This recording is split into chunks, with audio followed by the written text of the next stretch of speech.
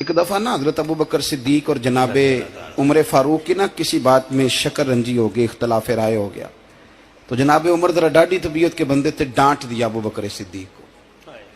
تو صدیق اکبر نرم بندے تھے، ماڑے دا کی کام محمد نس جانا یا رونا، تو وہ گا کے نا تو پہلے گھر روئے، پھر حضور کے پاس چلے گئے۔ جناب عمر کہتے مجھے بھی خیال آیا کہ یار یہ مجھے نہیں کرنا چاہیے تھا۔ تھوڑی دیر کے بعد اچھے لوگ جو ہوتے ہیں ان کا غصہ جلدی اتر جاتا ہے۔ کہتے میں نے جا کے جناب صدیق اکبر کے دروازے پہ دستک دی تو پتہ چلا وہ تو گھر ہی نہیں۔ میں سمجھ گیا، میں ڈر گیا، میری ٹانگیں کانپنے لگی۔ کیوں ڈر رہے ہو عمر؟ فرمانے لگے اس لیے ڈر رہا ہوں کہ ابو بکر جب اپنے گھر نہیں ہوتے تو دروازہ رسول پہ ہو۔ ساری بات تو سنا دی ہوگی۔ فرماتے ہیں میں نبی پاک کی بارگاہ میں پہنچا، سامنے ابو بکر بیٹھے ہیں، پشت مبارک میرے کریم رسول کی کعبے کی جانب، چہرہ صدیق اکبر کی جانب، دونوں کی گردنیں جھکی ہوئی۔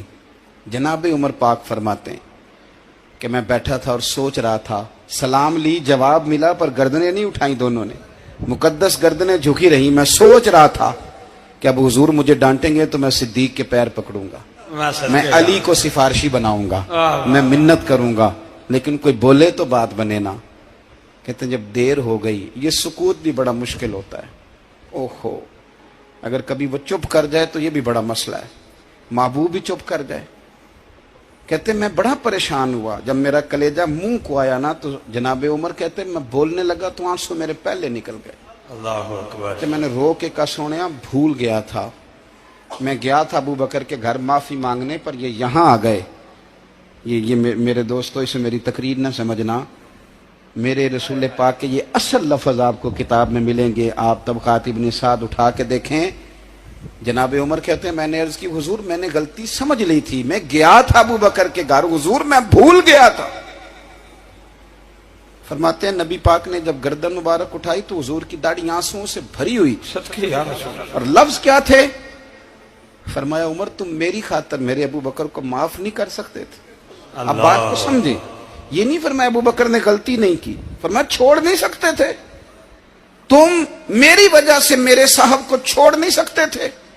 پھر حضور نے فرمایا عمر یہ سارا مکہ تلواریں لے کے مجھے قتل کرنے آتا تھا، یار یہ اکیلا تھا، اس نے کھول کے بازو کہا تھا کہ جو حضور تک جائے گا میری لاش سے گزر کے جائے گا۔ فرمایا دنیا بھول جاتی ہے، مجھے یاد ہے ابو بکر صدیق نے مال بھی دیا، اولاد بھی دی، میری خاطر چھوڑ نہیں سکتے تھے؟ جناب عمر کہتے ہیں میں اس کے بعد سمجھ گیا کہ میرے مصطفیٰ کی رضا اسی میں ہے کہ ابو بکر کو راضی رکھا جائے۔ سبحان اللہ۔ آپ مہربانی سنو، اب فوراً سنو، فوراً اس کے بعد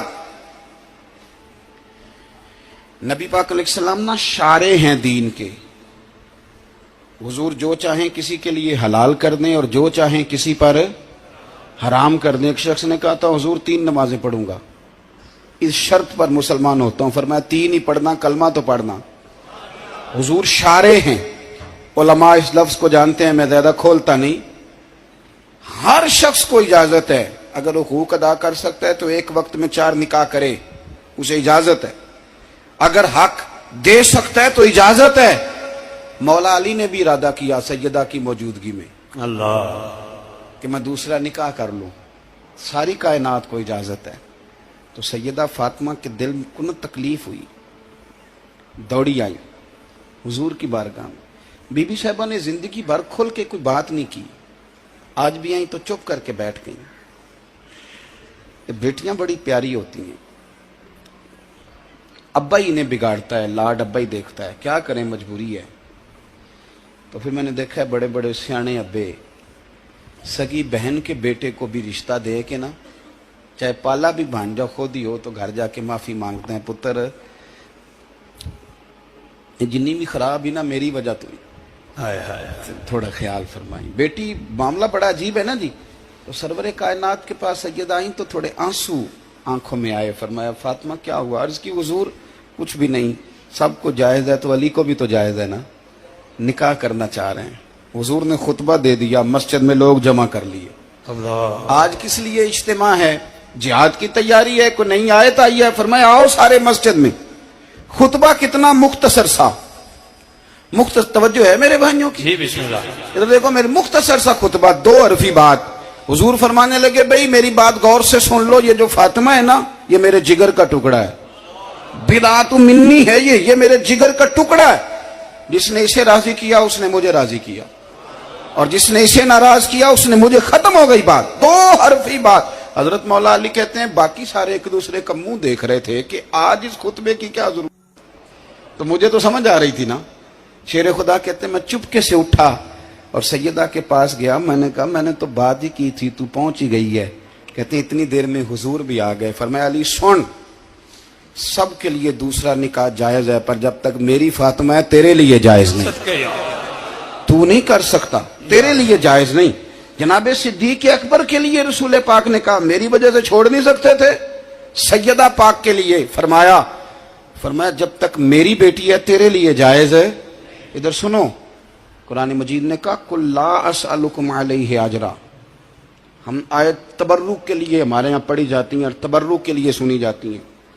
कायनात का बहुत बड़ा अदीब शायर सारे बंदे इकट्ठे कर ले तो जो दो लफ्ज कुरान पाक ने अहले बैत की शान के लिए कह दिए, मुकाबला नहीं हो सकता। बात को समझे।